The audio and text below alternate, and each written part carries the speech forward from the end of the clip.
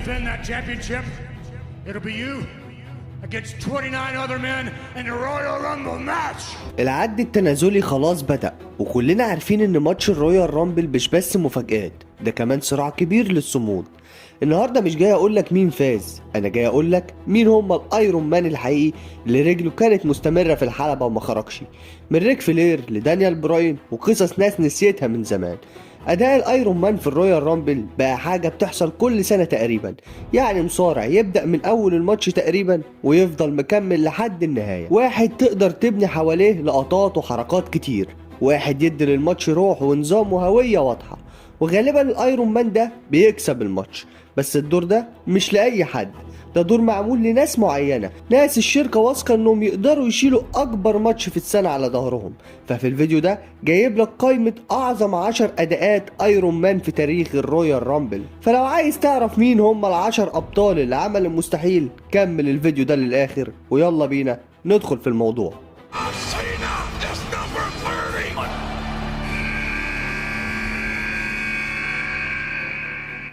في المركز العاشر ال HBK شون مايكلز في رويال رامبل 95. بصراحة ده من أول لحظة حاسس إنه بيكسر قواعد الفيديو ده، لأن في أي رامبل تاني تقريبا الأيرون مان بيتقاس إنه بيقعد حوالي ساعة كاملة في الحلبة، وده أصلا معنى الأيرون مان في المصارعة. كل اللي في القائمة دي تقريبا أرقامهم ما بين 50 دقيقة لساعة كاملة، ما عدا واحد بس وهو شون مايكلز، لأنه هو في حد ذاته مرجع مصارعة لوحده.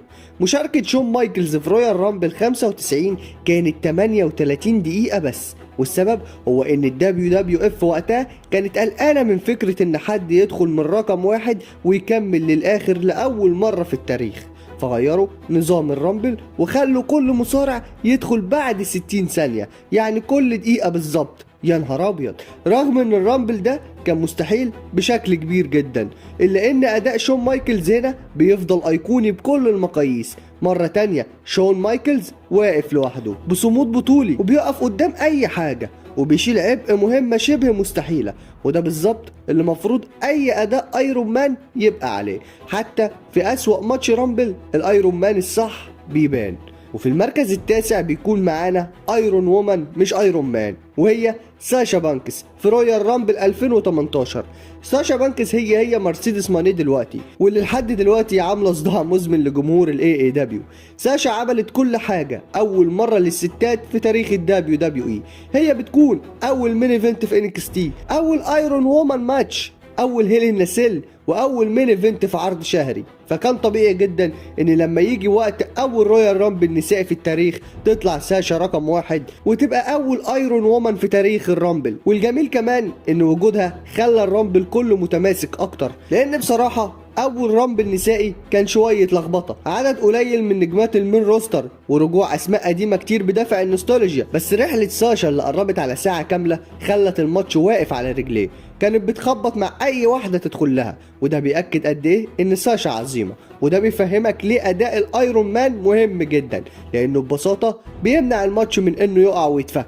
وفي المركز الثامن كريس بنوا رويال رامبل 2004. اهو الرامبل ده اللي اسمه بيتشال دايما من الحسابات، رامبل مظلوم جدا، في تفاصيل صغيره حلوه قوي عمرك ما هتشوفها في اي فيديو هايلايتس، زي حاجات راندي اورتن مع ميك فولي، حاجات جولدبرج. والسبب انك مش بتشوفها عشان في احتمال ان الكاميرا تجيب الداخل رقم واحد الايرون مان بتاع الماتش ده، والفايز بالرامبل نفسه كريس بنوا. بصراحة أداء بنوا هو اللي شال الرامبل كله، أكتر واحد خرج مصارعين في الماتش ده، لياقته كانت مرعبة، دايما موجود في أي لقطة أو سبوت مهم، أداؤه كان مرعب بشكل رهيب. ولو فاكر الرامبل كويس هتعرف إنه من غيره كان هيطلع أضعف بكتير. وأنت عارف الجحيم اللي بنوا كان بيعذب بيه جسمه ومخه، واللي كان عامل أساسي في اللي حصل بعد كده. ومن غير أي تبرير ده يفضل أداء ايرون مان نموذجي في عالم المصارعة والرويال رامبل.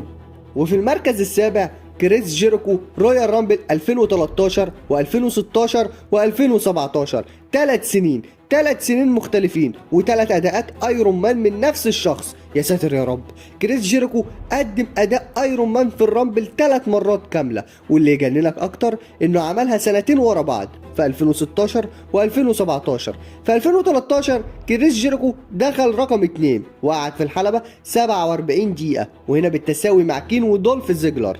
وفي 2016 دخل رقم 6 وقعد 51 دقيقة، وفي 2017 دخل رقم 2 وكمل أكتر من ساعة كاملة. يا ساتر يا رب يا جيريكو، ده أنت ما كنتش جاي تلعب رامبل يا جدع، ده أنت كنت جاي تثبت فيها، خصوصا بتاعة 2017 دي. جيريكو كان مختفي حرفيا طول الماتش.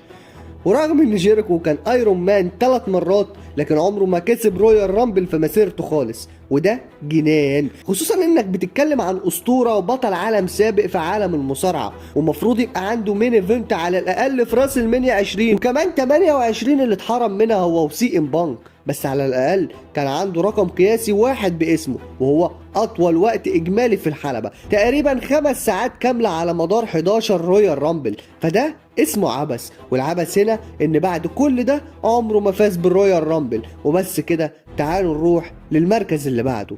في المركز السادس ايدج وبيانكا بلير، رويال رامبل 2021.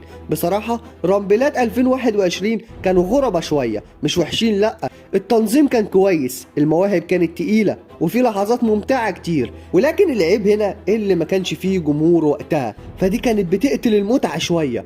وفي حاجة أغرب كمان، وهي ان الاتنين رويال رامبل كسبهم نفس الشخص اللي عمل اداء الايرون مان، فده كان بوكينج مزدوج غريب شويه. بيانكا بلير كسبت الرويال رامبل وهي داخله رقم 3 وقعدت في الحلبة 57 دقيقة، وايدج كسب الرويال رامبل وكمان هو داخل رقم 1 وقعد 58 دقيقة، فدي كانت لحظة صناعة نجمة حقيقية لبيانكا، ولحظة انت لسه عندك ابداع لايدج. شفنا ادائين كبار قوي في رامبلين محترمين، وكانوا هيتحبوا اكتر بكتير لولا الوباء اللي ربنا عافانا منه الحمد لله.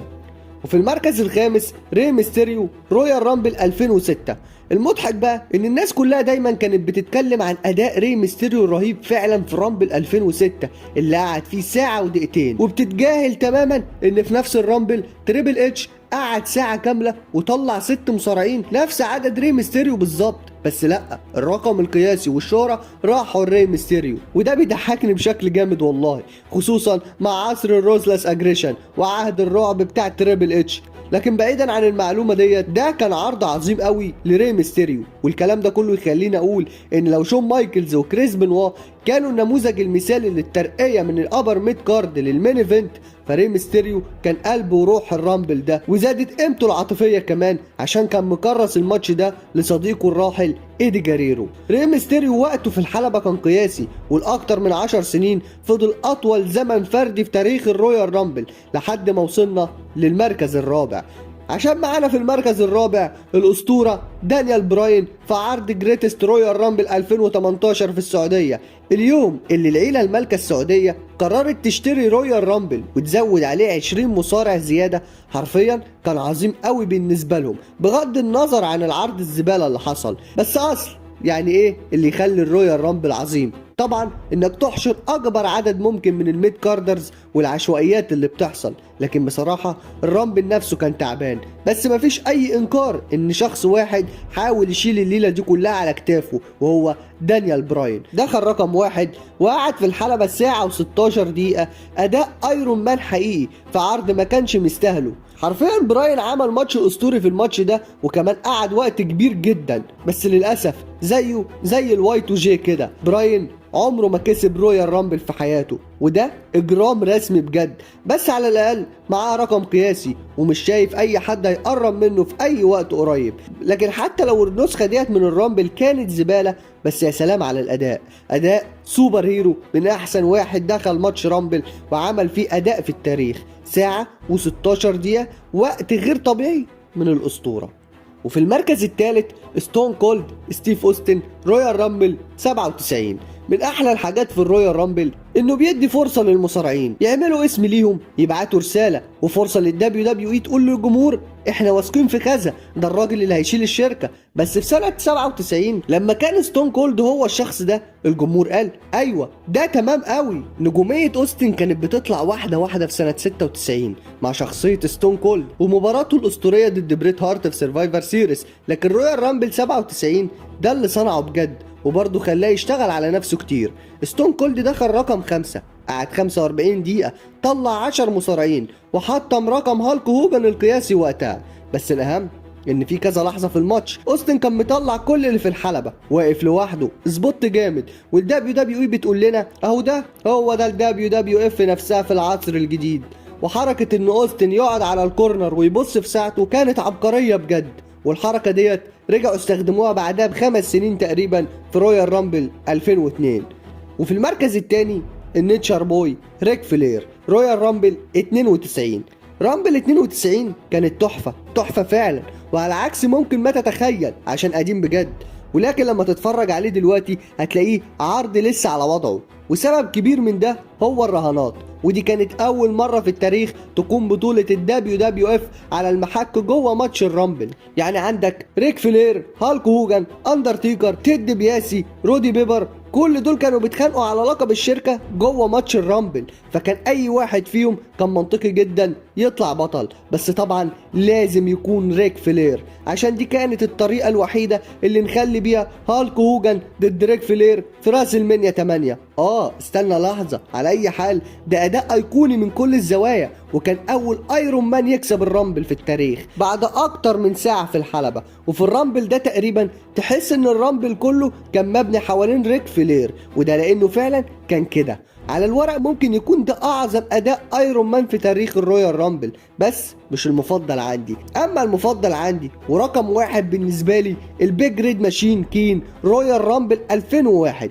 بص مبدئيا كده انا بحب نسخة رويال رامبل 2001 قوي، رويال رامبل سحري كده بالنسبة لي، والماتش ده سبب كبير في حب الكين. يا لهوي على الاستعراض بتاع البيج ريد ماشين، بيظهر في سبوت كوميدي تاريخي من غير ما يقلل ذرة واحدة من هيبته. وكمان شفنا جزء الهاردكور تشامبيونشيب، وكين كان بينظف الحلبة، وكمان سبوت هونكي تونك مان كان تحفة، وكين ضد الروك، والاندرتيكر كان بيدخل، والبراذرز اوف ديستراكشن بيمسحوا الحلبة تاني، وكمان كين يبقى من اخر 2 في الماتش، وكين بيقعد في الماتش ده 53 دقيقة. كين كان بيبني نفسه واحدة واحدة كأنه فاينل بوس ما بيهزرش، رقم قياسي في الإقصاءات، فضل صامد أكتر من 10 سنين. الدبليو دبليو اي دايما بتحاول تسوق الوحوش الخارقة بالدخان والمرايات، بس في رويال رامبل 2001 لأ، هم صنعوا واحد بجد قدام عينينا في اللحظة ديت، وكان جميل بصراحة.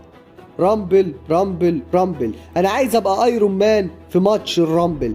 بص انسى السنه اللي فاتت عشان الفايز ده كان زباله حرفيا ومحدش هيفتكره بالخير. عموما بقى الرويال رامبل هو احسن وقت في السنه كلها في عالم المصارعه بالنسبه لي، وانا بحبه جدا عشان المفاجآت، الرجوع من الاصابات، الصعود من الNXT، والنوستالجيا اللي بتحصل، وكل متعه المولد ديت. فعشان كده انا دايما بقول ان الرويال رامبل هو احسن عرض تاريخي بالنسبه لي.